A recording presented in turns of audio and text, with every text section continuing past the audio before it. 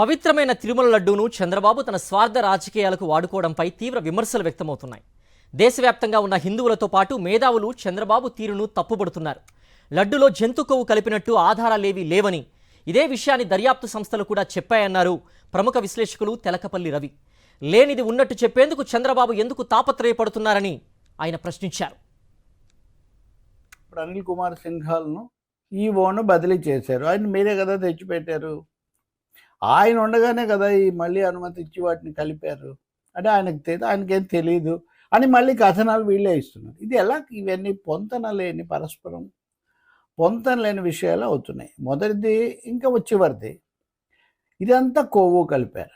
వాళ్ళ హయాంలో వీళ్ళ హయాంలో అంటే 2024 ముందు కానీ 2024 తర్వాత కానీ జంతువుల కొవ్వు కలిపినట్టు చూపించడానికి ఆధారాలు ఏమీ లేవు.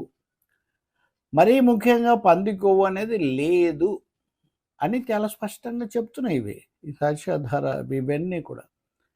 ఇన్నిసార్లు చెప్తున్న వాటిని వదిలేసి లేనిది ఉంది ఉంది ఉంది అని నిరూపించడానికి, దానికి చేయడానికి ఎందుకు అంత తాపత్రయం? ఇప్పుడు తాజాగా టాయిలెట్లు కడిగే దీన్ని వాడారు. ఇది కొత్తది. దీన్ని అందరూ వాళ్ళకి సంబంధించిన నిపుణులు కూడా వాదిస్తుంటే నాకు చాలా ఆశ్చర్యం వేసింది. అసలు అంతకుముందే బీజేపీ ఆర్ఎస్ఎస్లు కూడా దీన్ని బలపరచలేదు.